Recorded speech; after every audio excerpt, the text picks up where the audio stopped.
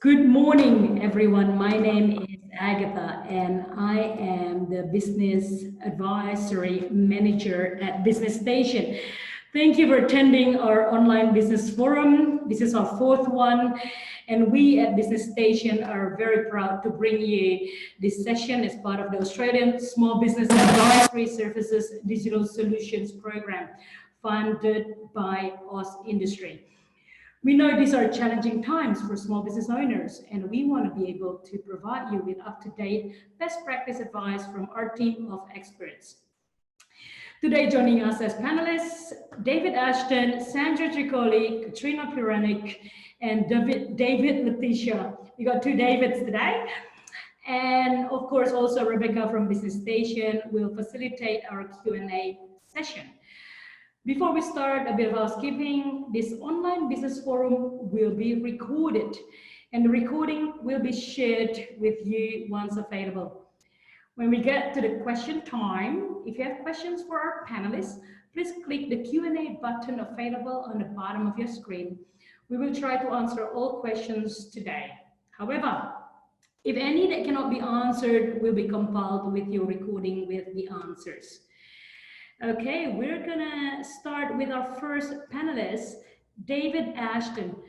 David is a successful business manager and board director with considerable experience across a range of industry sectors, driving successful business operations, leading to improved organizational performance and growth. And today, David's going to talk about various stimulus government help during COVID-19. Take it away, David. Thanks, Agatha, and welcome everyone. So I run a business called Corporate Supremacy, and I'm going to share my screen with you to show you the various grants and assistance. So this is the general grants and assistance that it's available to businesses from the various levels of local government. Various levels of government, so state, federal and local government provide grants and assistance. So at the moment you've got your COVID-19 assistance that's available, but these are the general grants and assistance that's available at any time to business, which I would encourage you to find out about and see if there are opportunities for you. The aim is to help business, obviously support industry and the development and growth of business, development of jobs and the like. And importantly, this information can be accessed. Sorry, David, to interrupt. We can't see your screen, so I think you haven't shared your screen properly there. Apologies. Is that right? Thank you. Yes. Okay. Yeah. So the business grants or assistance are provided by all levels of government, so state, federal, and local. The aim is to support industry and the development and growth of business and jobs. Importantly, the information is accessible free of charge. I know there are organisations that sell this information, but you can access it free of charge, and I'll give you the information where you can do that.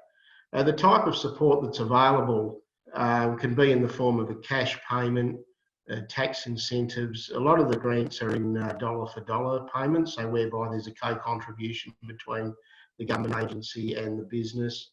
Or there could be support services such as, what Business Station do in terms of the ASBAS digital program, which I've been providing advice and services to for the last 5.5 years. So, as I said, available from all levels of government. Where you can obtain this information, I've got some websites there that are available. The first one is the general grants and assistance that you can access, and this is for all levels of government. So if we were to click on this website here,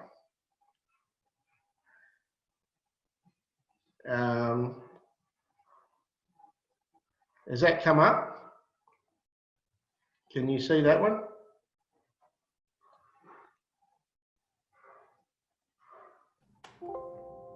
No, it's not. Sorry, David. It's okay. I think part of it. We've got it here. We will be sending this slide decks to everyone. It's okay. No, that should be coming up now. There you go. All right. Yes. So you see this website here. This is where you can go and get general government assistance. So if you type in your postcode and the type of business that you are, so I mean, I'm in professional and technical, and then go through and answer these series of questions that they've got. So you just click on it. So you might want to start a business. You might want to improve or grow your business, purchase or upgrade or assistance. And then what type of business, you could be a startup or a tourism business, and then click on search now. And then that will take you to all the types of grants and assistance that could be available to your business. And then just scroll through and find that. And some of these grants are time framed, so they could be open for a period of time. Other grants might be available all year round. It really depends on what they are. And these bring up grants that are available from the Commonwealth government or state governments. In relation to local governments do provide support and assistance. It may be cash grants, but it could be networking opportunities, information about the market in that region. Certainly contact your local government as to what you can provide. So, for example, City of Gosnells in WA, where Business Station is based, they do a lot of work with businesses, provide networking events and other support and assistance. So it's important to contact your local government as well. So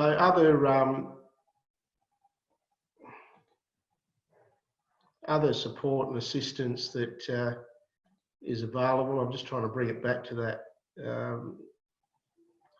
screen. So other assistance could be in the form of tax incentives, so for research and development, and that website will take you directly to that. The other one is if you're looking to expand overseas, there's opportunities in relation to exports grants. So this one here is for run through Austrade, and this provides funding up to 50% of the cost of exporting your products or services into the international market. So whether that be from, so it's export market development grants. So it's marketing your goods and services into foreign countries. So there's three types of grants that you can avail yourself of. But I think importantly is to go to that business.gov.au and look at the assistance for grants that are available to you. The types of projects that might be funded. It's really, as I said, it's about government supporting business. Involve as many people as possible, markets, realistic projects with strong and dedicated backing and a high likelihood of success, projects that have broad appeal and support, long-term solution rather than short-term fix. So they're wanting the business to develop and grow over time, projects that will make a difference within the particular market, and something new or visionary that is being held back only because of lack of funds. So just an example of the types of grants that have been released in recent weeks. I mean, boosting the federal government boosting female founders initiative for women that are looking to start up businesses. Access Asia business grants in WA for businesses looking to attend events in Asia. Bushfire assistance, federal government with the bushfires recently. Cooperative Research Centre project grants, short-term incentives for businesses to collaborate on research projects. And in WA, for example, Innovation Vouchers program to help small and medium businesses to commercialise their ideas. So there's a lot of government support out there, not a lot for startup businesses, particularly in the way of cash, but certainly a lot of dollar-for-dollar funding and support and assistance generally. So in order to obtain funding, you need to produce evidence that there is the support there for it. Tell a story about how your business can achieve its objectives through funding. Demonstrate that there's market support for what you're proposing, and importantly, match up your project or your business with the funder's priorities. Government is looking to achieve certain things. It needs business to do that, and therefore by supporting business, it's going to help government achieve its objectives, whether job growth, economic development, and the like. So, and show that you're able to develop a strategy that's measurable and is able to achieve success in the market that you're targeting. So that's my presentation. Have a look at those websites. If you need any further information, I'm happy to answer any questions. Thank you so much, David Ashton. That's fantastic, and I'm sure during Q&A there'll be quite a few for you to answer. We'll move on to the next panelist now, Sandra Tricotti. Sandra assists business owners to grow their business by providing skills, knowledge, and experience across a broad range of business disciplines, including marketing, copywriting, development, and implementation strategies, as well as identification of opportunities. So go ahead, Sandra, take it away. Thank you so much. And thank you everyone for joining in today or this morning. So I'm just going to get my screen. I think, David, you need to David, can you turn off your, stop sharing your screen. Apologies on this little glitch. I think you can start sharing, Sandra. No, it says this. Yeah, it's saying let me just. Yeah, okay. All right, there we go. All right, thanks. Sorry about that. All right. That's all right. Let me just open this up.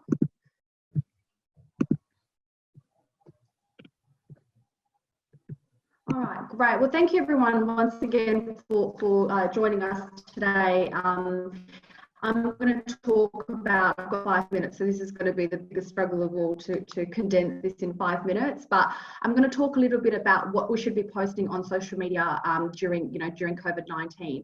I know sometimes at the best of times people, struggle with what content they should be posting, and I feel like a lot of people, including myself, have been a little bit more hesitant to post now because we're thinking, oh gosh, is this going to insult someone? Is it going to hurt someone? Are we being are we saying the right thing, wrong thing, and all the rest? So hopefully today I'll be able to answer some of those questions for you. So I'm going to give you a few examples of what some big brands have actually done during the COVID-19 crisis, and what you can do as well for your business to keep the momentum going on your social media, because I think it's it is about being present still, and now is a fantastic time for us to still build those relationships with our followers, with our connections online. So I'm going to show you here a few examples of good posts that have worked extremely well, that have had great feedback. So we can see here to the right, I've got add a touch of humour where appropriate. Now we do have to be mindful that we're not laughing at the situation, but we can see here that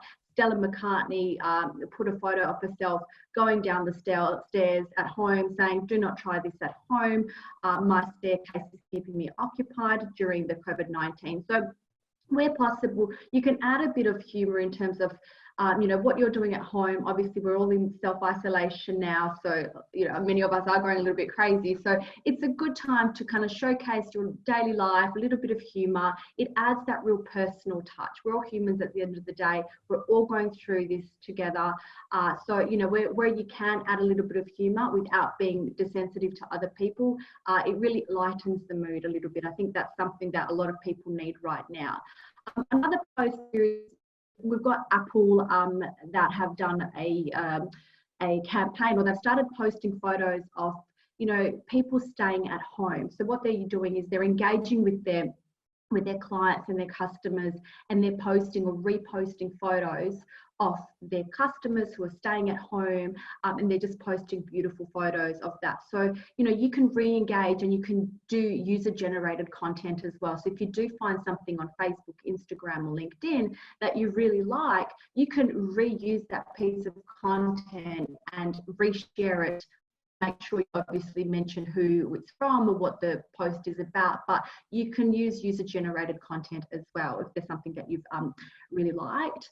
Another really important thing that you should do, now I am aware there's many different businesses on here that are watching, but it is still important. So some people are more, it's more important to showcase their hygiene rituals now than other businesses. But, we can see here Domino's have posted safety is Domino's first priority. So they're reconfirming that they've taken extra measures to ensure that the health and safety of their clients and their customers and their staff is their first priority. So this is a good time for you to showcase your, your high standards of hygiene and what you are doing internally in your organisation or in your business to ensure the safety of everyone. It's a great time to do that. And also we can see here is other examples. So they've done something where they've brought the community together. So, obviously they've been impacted a lot by this because no one's going on holidays anymore, which means that no one's buying bathers anymore. So it's really a domino effect, pardon the pun with dominoes at the top. But so what they're doing is they're sharing beautiful pools around the world, and they're getting people that swim to send in photos of their favourite pools from around the world. So they're creating a bit of a community ritual, some engagement. We always have said social media, it's the time that we can all kind of connect virtually. Now is the absolutely perfect time for us to be connecting with our clients and our customers online. So I've got some more examples here of other things that we can share.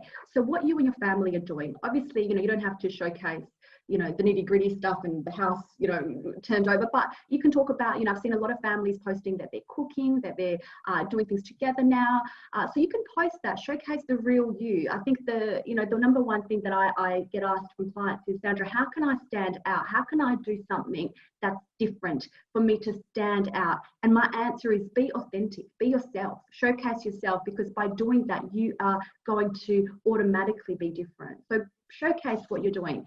Industry news and articles, you can switch on your Google Alerts and turn on, which Google Alerts you would like to be alerted on. So for example, accounting or law or social media, whatever your industry is, you can turn on those Google Alerts and you can get these alerts to you daily from Google about that subject matter. That's going to give you some content to be able to then share on your social media. You can do a shout out to people on the front line. So the nurses, the doctors, they're doing an amazing job. Why not do a shout out? We're so proud, and I'm sure many of you here would agree, I've never felt prouder to be Australian. I think we've handled this situation incredibly well. I think that we've, gone far and beyond, and if we compare to the rest of the world. So our doctors, our nurses, our Prime Minister, everyone is doing a fantastic job. So why not do a shout out? You can also do a shout out to a local business, such as a cafe or a restaurant that you're getting takeaway from, a shop, anything that you can do to really support the local community.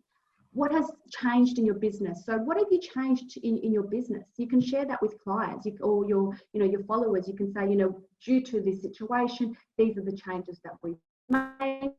Have your business practices changed? So have you got new opening hours? How can people get in touch with you now? You can do updates about the virus, but make sure if you ever do that, it's only from a trusted source such as the World Health Organization. I know some people are going to think, are they a trusted source? But if you do get any information, please make sure it is from a trusted source.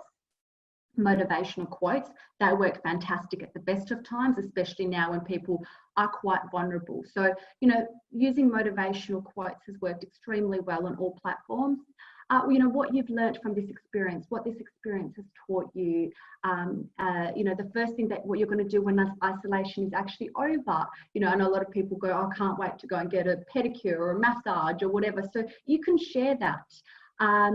Things you miss about normal life, so similar to the above thing, tips about your industry, so you can continue to do social media. Obviously we are during COVID-19, but you can still keep educating and informing and inspiring people.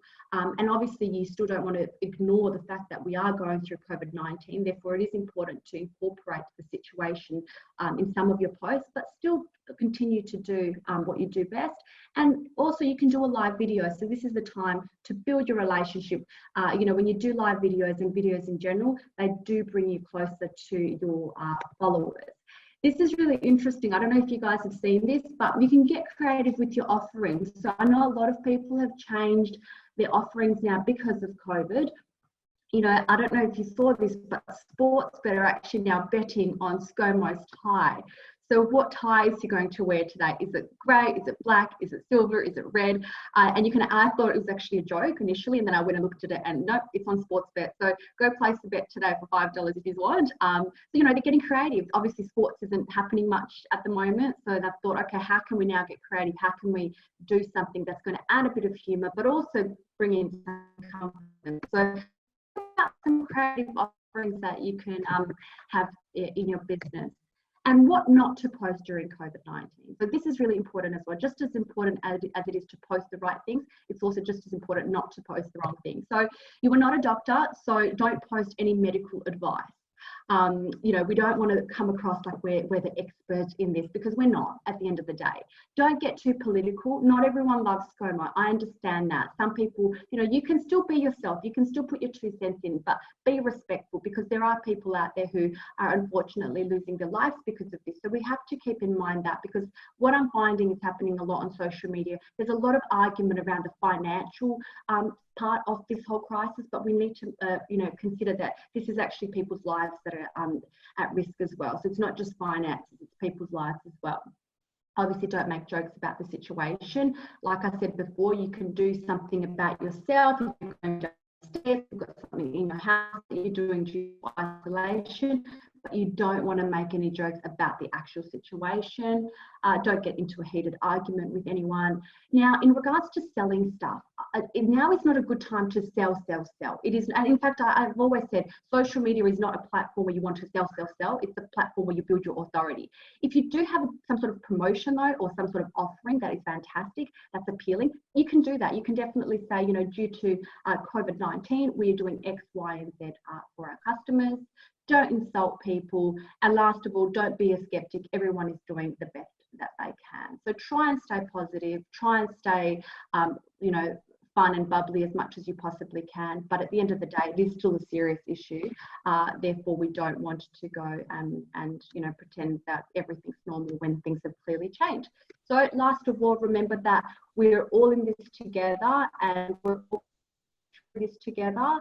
So yeah, hope you guys have enjoyed that, and there'll be some time for Q&A. Absolutely fantastic, and I can definitely listen to you all day, but we got time. My husband would disagree, but thanks. Okay. And thank you. Let's move on to Katrina now. If you can stop sharing your screen, if you don't mind. Yeah. Katrina Puranik is a digital entrepreneur and educator. I like that. She's holding a qualifications in education, arts, web technologies, and Google AdWords. Katrina provides support for digital tools, digital strategy, and innovation. Katrina, go, take it away. Thank you for that very warm introduction, Agatha. Can everyone hear me? Yes. Okay, beautiful. So just wanting to quickly thank David for his very valuable advice with regards to grants. And thank you, Sandra, for focusing very much on how to present yourself on social media. My presentation is about digitizing your business processes, and it's so important that you've got a holistic digital strategy, a holistic approach to your business. So this goes beyond just your regular activities that build your revenue. It's about managing your business identity and your brand and your culture online. So I'm just going to share my screen and go through a couple of things for you.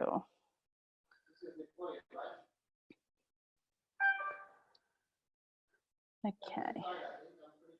Now, can everyone see my screen? Yes, all good, yes. Okay, beautiful. So digitizing your business is looking at the, I guess, the challenges that you're facing at the moment, which are pretty consistent with challenges, I guess, over the last 5 or 10 years as we continually implement new technologies into business and into society. But with, I guess, a significant push into, hey, instead of it's something that we'll look at in the next 6 to 12 months, you've got to do it now, which is making it a lot more of a priority for businesses that are truly being affected by COVID-19. So the common challenges that are affecting a lot of trade-based businesses, retail businesses, things like that, that focus on the face-to-face value. You have a lot of organizational resistance. So in other words, people are not in the mindset to focus on the digital challenges or the approaches to building that culture online because they've been so successful face-to-face. So what we need to make sure that we can do is to be ready to focus on the digital platforms that we can use to help build our business. So if we are not able to sell face-to-face, then we need to be able to sell online. What culture or what environment have you set up online to be able to do this? It's one thing to go, okay, yes, we'll take all of our retail online. So I need an e-commerce store or I need some kind of online booking service. Okay, that's great. But do you understand how to take a customer from an unknown to your number one customer, for example? Have you sat down and mapped out that journey? This is where a digital strategist or a technology strategist or a business coach who is well advised in the digital space can help you go through. Even a branding strategist will help you go through that customer journey online and work out what stages at each level of contact that will help you get that client to a sale.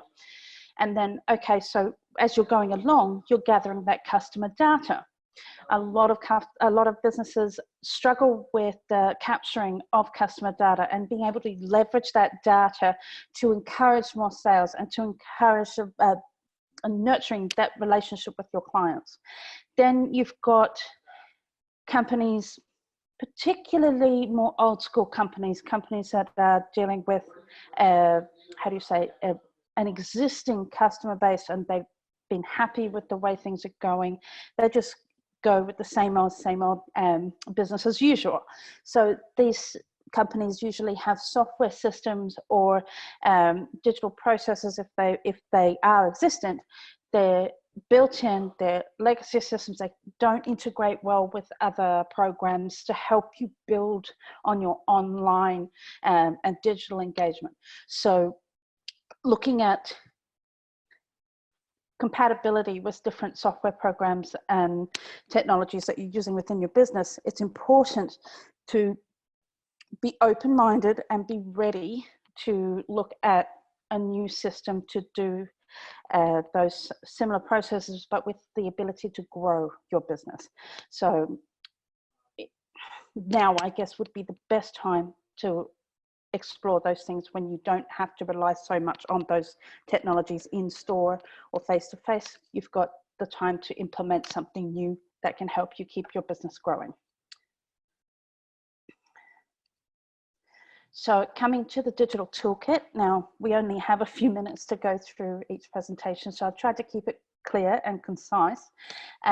So the first things that you need to kind of think about are, what are your main functions and processes that you rely on for your business to actually generate a revenue? How can you digitize those processes? Is it a product-based business? Is it a service-based business? What does that look like? How does that feel in a digital process? So again, talk to a business coach, talk to a digital strategist, and actually map out what that function or what that process might actually entail with a customer journey. Okay, so it basically dictates which tools you will use for your business and which way you'll actually go about it. What parts of those functions can you automate, and what sections do you need to actually have that one-on-one communication to stay current and present and very visible to your clients, to show them that yes, you're not just an automated digital box that sends out an email because they've clicked a button, that you really do care about having that contact with your clients and actually appreciate their business. And one of the things that is kind of consistent is the fear of not getting the business, that the business is going to fail or suffer because of COVID-19, because they think people don't have the funds or the money to actually spend and buy and engage with other businesses. That's not the case. People do have money. Business is still continuing on. So don't sell yourself short by making your services or products free or heavily discounted. Make sure that they are aware that you're there to look after them, that you're not going to take advantage of them, but certainly don't sell yourself short. And there's so much available using the Google tools, so Google Analytics, Google Webmaster Tools, Google search extensions for like keywords everywhere to find your search volumes on certain key phrases that will help you build your website. You've got plenty of web applications that help you automate your services, so automated emails, SMS, a whole lot of things. So what I guess you need to kind of close here and clarify what you need to do is work out where you are in the process of growing your business at this present time. I'm going to quote Andrea Anderson, who is also one of our advisors here in Queensland. So are you at the freeze stage at the moment? You're going, oh my God, what do I do next for your business? And you need to step back, take a look and work out what opportunities there are. Are you ready to actually go for flight? Are you, do you have business processes that are successful? They're flourishing and booming at this time? Then go for it, go full throttle, that sort of thing. So make sure that you have a very clear idea or strategy of how you're going to proceed, and have the right toolkit. And for that, you'll need to have a chat with any of the advisors that we've got on the ASBAS Business Station panel and find out how we can help you build your business during this time. Thank you, everyone. Yeah, that's fantastic. Thank you so much, Katrina. We'll move on to our last panelist, David Letitia. David provides advice regarding implementation of all aspects of digital marketing, including social media, which is LinkedIn and Facebook, videos, branding, photography, copywriting, website, and other related marketing services. Now, I'm going to challenge David if he can do his presentation within 5 minutes. All these marketers, they can talk all day. Thanks. David, take it away. No worries. Thank you. Yes, I will try and keep it to 5 minutes. My presentation is about getting your message market media integration correct. I normally do a half-hour presentation on this, so we'll see how we go with trying to knock it into 5 minutes. But look, and look, a couple of people have mentioned a few things that are pretty important.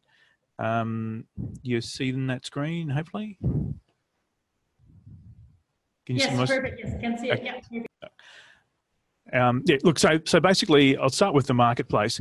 Look, your audience hasn't really changed with what's happened in the last little while, but it's really important that if you're putting something out to people, that you consider that you're always talking to one individual, like you're actually talking to someone one-on-one, even though you might be doing it with a digital channel or some other way of talking to them. I see a lot of stuff that people are putting out recently, and they might not normally put out information, and they say, oh, to everyone, or hello there to my followers or something. I don't do that, right? You're talking to someone as an individual, so be very mindful of that. So the marketplace hasn't really changed, but you might want to talk to them in a slightly different channel. So the media, a lot of people have talked about Facebook, but direct mail is now working really, really well. It was already starting to have a bit of a comeback, and this is like physical physical stuff being given to people. If you're a business that's got a local focus, and mail drops are working really well at the moment because people are home. They probably would have chucked the junk mail in the bin previously, but now they're getting bored with all the things that they've been watching. They'll actually probably read it. So if you know anyone who's in a local business situation where they want to pick up walk-in customers or walk-up customers, direct mail is definitely something that you'd look at. And Facebook for business. I've never really been a big fan of Facebook for business for the sort of businesses that I deal with. It works fine for travel and fashion and those sort of things, but there's a lot of people who are not advertising on Facebook now. So if you ever do any paid ads, you'll find that the cost has come right down in the last little while.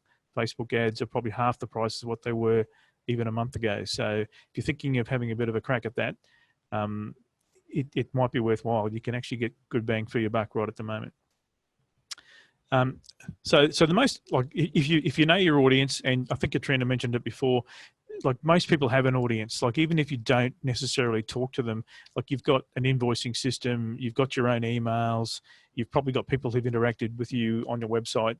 You can dig those people's information out and put them into any sort of email database if you want to, even use your own email system to get in contact with them. It's quite possible to create an audience, pick a channel to talk to them, whether it's email or Facebook or one of your other channels, Instagram if you're individual.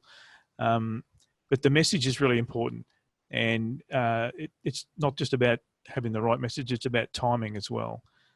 And as Sandra said, user-generated content. That means your own content. It's like your own pictures of your own customers, your own pictures of your own family, testimonials from people. That stuff is gold because no one else has got it, right? That's totally individual for your business. So if you get those some information from your own customers, clients, products being implemented, comments or reviews, that stuff is really, really good for you to use on any channel. It doesn't really matter what channel it is, but to use your own pictures and stuff, you'll never sort of get into trouble for that. You own it. It's all fine. So I'd encourage anyone to, if you're really struggling with something to say, just talk about what you're doing in your own business. As I think Sandra had some pictures there of what you're doing for COVID. You know, you got the hand wash on the counter. People are wiping down things. Just even show a small video of that to assure people. And there's a little bit of a process for all the messages that we do for our clients, and it's really about trying to engage, educate before you make any sort of offer. You know, don't go straight out there trying to sell something, especially if you haven't talked to someone in a platform before. And on social media, as Sandra said before, not really a selling platform, but you can put an offer to people and then take them off social media onto your website or onto a landing page or some other media where you can then engage with them one-to-one about trying to actually sell something. The biggest thing I see missing from a lot of stuff that's been going out recently is a call to action. You must tell people what you want them to do. If you want them to ring you, to email you, SMS you, whatever you want them to do, make sure you include that as part of the action. And then follow up. If someone comments on Facebook, if they engage with you in any sort of way, make sure you get back to them. It's really rude, I think, that people don't do that just because it's a digital platform. And those people who've engaged, they're the most likely to do business with you. So I think I've used up my 5 minutes there, so I'll stop now. Thank you. That's really helpful, David. Very good presentation. All right, so I'm going to ask all the panelists to start their video now. If you can stop sharing, David, and we will have everyone on board. There we go. Rebecca, take it away for our Q&A session. Thank you. Thank you. Thanks everyone for your presentations and for all of the fantastic information. So all of the participants that we have online will now open up the Q&A. So if you have any questions for our presenters, please type them into the question and answer and I'll ask them on your behalf. So we've got a couple already that have come in from John. The first one is for David, and John would like to know if you have any information on the EP grants, please. Thanks for that, John. Yeah. When you say EP grants, are you talking about the Entrepreneurs program? Presumably, yes. Okay, that program used to be called Enterprise Connect. The criteria for that is you must have a minimum of 3 years trading, minimum revenue of 1.5 million, have an ABN and registered for GST, must be incorporated in Australia, and you must operate in the following industries: mining equipment, oil and gas, advanced manufacturing, food and agriculture, medical technologies and pharmaceuticals, and enabling technology. So that's the criteria for meeting that. I do have some information I can send you. But what That'd I'll be do, great, David. If you can post it maybe in the chat, and then everyone will be able to access that information. yeah, what I'll do is I'll post the websites that I went to into the chat box. Perfect, thank you. So moving on to our next question, which has come in from Mark. Is there any information for sole traders and COVID-19 assistance while the business is shut down? David, would you like to answer that one as well? Sorry, can you just repeat that question? Sure. It's is there any information available for sole traders for COVID-19 assistance while the business is shut down? Well, the information there is around the JobKeeper payments and the like, which the government has announced. So there's two components here. One is dealing immediately with the COVID-19 crisis, which the government has released some various packages. What my presentation has been focused on is businesses that are using this opportunity to engineer their business, maybe look at new markets, overseas markets, change their service offering or whatever. And what I'm saying is there's a lot of support and assistance from government, whether it be grants or in kind, to help you do that. So that's the focus of this. In terms of COVID-19, go to the relevant government website in relation to that, speak to your accountant, they'll be able to provide you with that information directly. Perfect. Thanks, David. Sandra, I might throw this one to you. This is one that we received prior to the session. This client would like to know, what is the best way to keep in touch with my clients without over communicating? I'm seeing higher unsubscribe rates and lower click-through rates on my EDM strategy. So how can I manage this without losing my audience?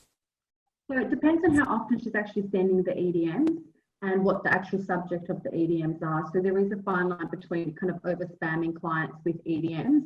So the first thing I would ask would be, I don't know how often the EDMs actually are, and to make sure that the content of the actual EDMs is not trying to sell too much stuff, but rather just similar to social media, post content in your EDMs, which stand for email direct marketing, that's going to assist people, that's going to educate, that's going to just touch base with them.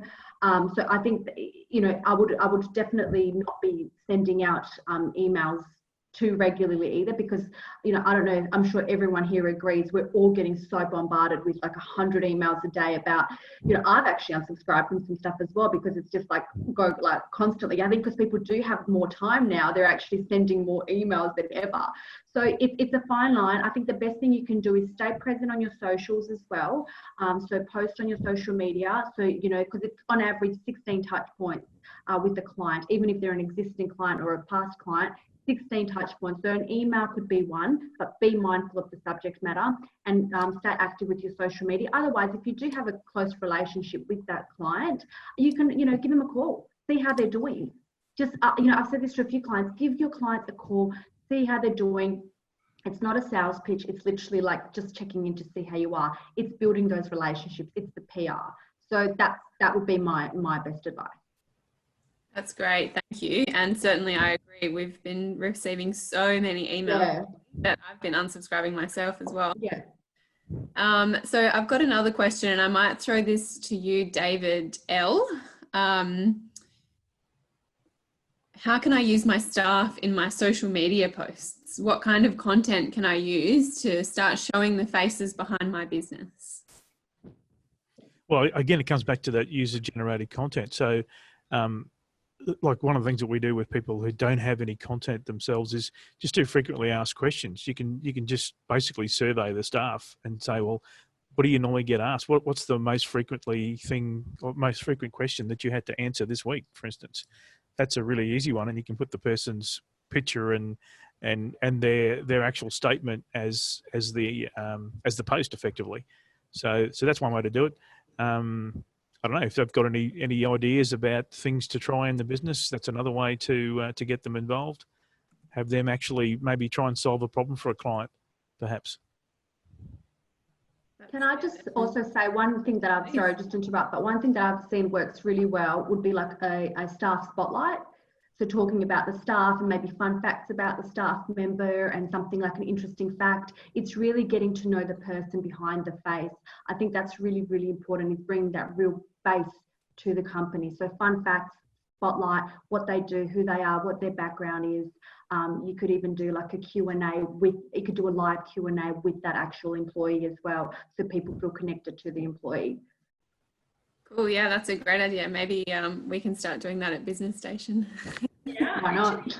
we should share. Well, Business Station is doing the small shout out at Business Station. The management decided to give everyone $50 to spend on local small business, and then we post that across every social platform promoting local small business, and everyone should be doing the same. I think it's it's a good way of supporting. So Katrina, we've got a question that's come in for you. It reads, I run a services business in recruitment and career transition. Which areas of services businesses have you seen that could be digitized? Sorry, can you just tell me which areas of service based? It was recruitment and what, sorry? And career transition. Okay, so very, very clearly, it means face-to-face appointments. And my first suggestion would be to digitize the appointments and set up a Zoom environment to be able to still support the members or clients, customers that engage with you in regards to the career transition and well, recruitment. Easy, they're used to it. They were running Zoom interviews for a long time before COVID came around. I think it's more how do you say, familiar for people. It's not a, oh, how do I use this? They know, just you implement it. So I think the only processes that you would want to be aware of is that the new changes within Zoom, which is that every session needs to have a password, every session needs to have a wait room. So just making sure that they've got the passwords, make it easy as possible for people to jump into those sessions. So, but yeah, the setting up the appointments as a part of a form that they fill in, which gives them the ability to block out the time. So using Calendly, it is a free service you can use, and Zoom, you can use it for free for 40 minutes. I mean, usually interviews go somewhere between half an hour to an hour. So if it goes over the 40 minutes, then you'll need to either sign back in, which could be problematic, but it's only $20 a month to be able to use a pro version of Zoom, and you can utilize your branding and everything. So it's really quite simple, and you can have people register or just send the link straight to them. It's quite easy, and it can be easy enough to use on a mobile phone if you have or haven't used that before. So I hope that. And also, Rebecca, the other thing that obviously recruitment, LinkedIn is a platform that they should definitely be using. So, you know, the recruiters, but also all the candidates or anyone who's looking for a job, you need to be on LinkedIn. It's the platform for that. Absolutely. Thank you both. Katrina, we have another question that's come through for you. Paul has mentioned that the digital challenges you mentioned in your introduction are really big areas. What is the starting point for transforming a small business? What is the what point, sorry? Sorry, it's a little bit noisy here. There's some crows in my background. I hope everyone can't That's hear. okay. What is the starting point for transforming a small business? The starting point, definitely looking at your digital strategy. So what do you want to achieve? Where do you want to see yourself for the next 6 to 12 months? And then leaving it up to either the advisor or digital strategist to give you the options that are available based on a needs basis. So, and your goals. Okay, so it's very clear to be, very important to be clear about your goals and where you want to see your business grow. So be truthful to yourself and make sure that you enjoy what you do, because it will become your everyday process, everyday routine. You need to be reinventing that routine as you go through your business as well. So the starting point would definitely be set your goals. What is it you want to do and achieve? And what is that service that you're providing and moving forward with this digital strategy and advice that you get? Brilliant, thank you. We've got a question here for David L. I think I might be able to answer this one for you though. Please send us the name of the recommended recruitment package. You were talking about LinkedIn previously. Yeah, so that's LinkedIn there, Trevor. So we'll go on to another question, which I think I might put to Sandra initially, and then I think David L might also have some insights to add. How can I identify and connect with new markets and new opportunities during this time?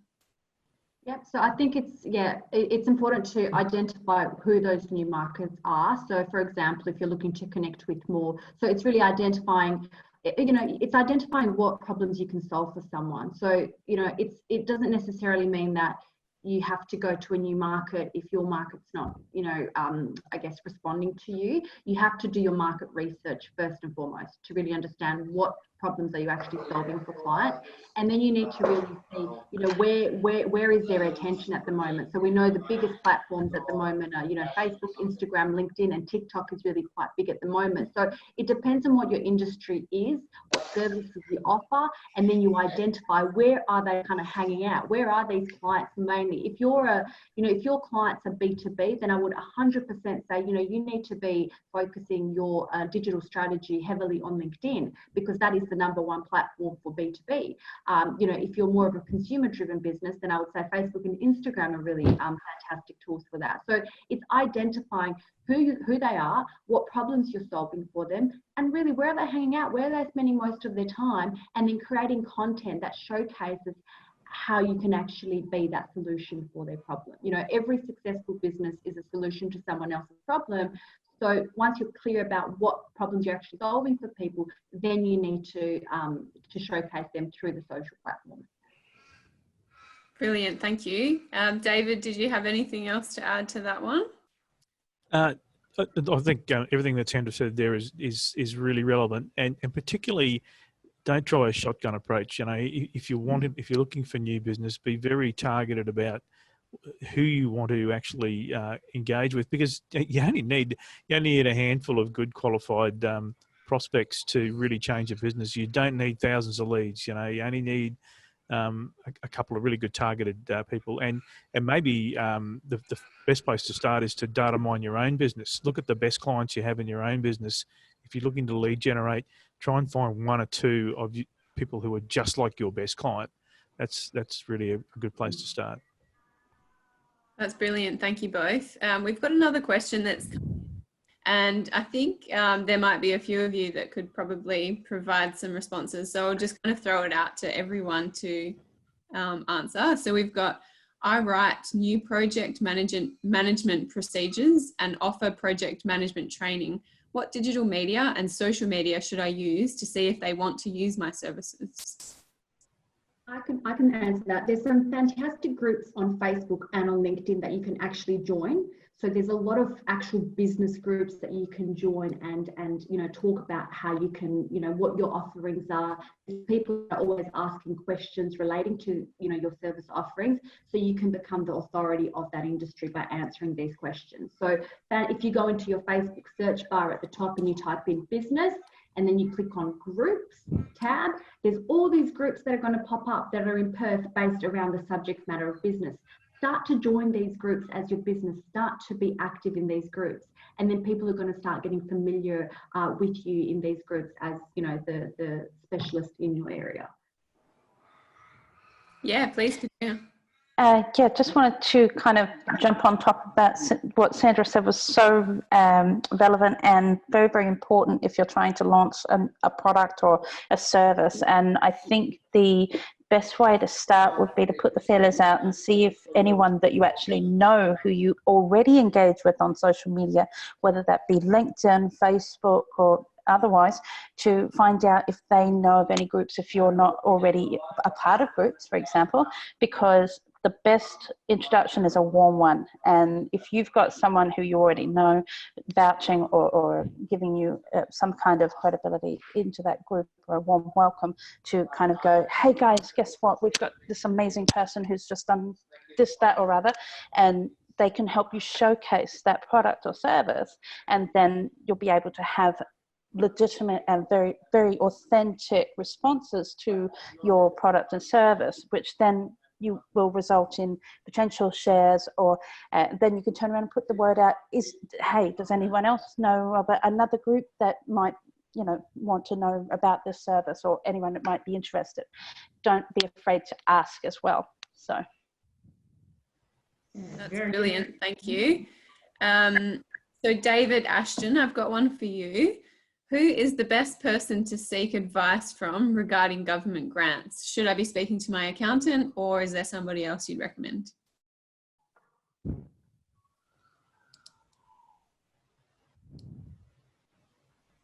Sorry, David, you're just muted.